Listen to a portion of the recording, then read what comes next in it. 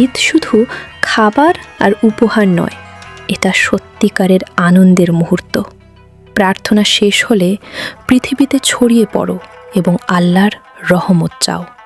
সূরা জুমা আয়াত 10।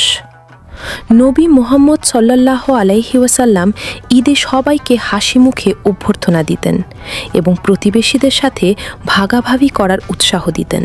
এই ঈদে অচেনা কারো প্রতি হাসি দেখাও, ছোট কিছু উপহার ভাগ করো, বা এমন বন্ধুকে ফোন করো যাকে দীর্ঘদিন দেখা হয়নি। সত্যিকারের ঈদের আনন্দ ভালোবাসার মাধ্যমে ছড়ায়। তুমি কিভাবে কারো ঈদকে আরও আনন্দময় করবে এই বছর?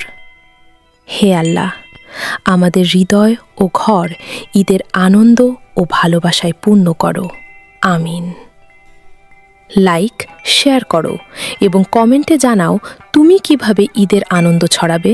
শুধু দেখো না, একে অপরকে অনুপ্রাণিত করো।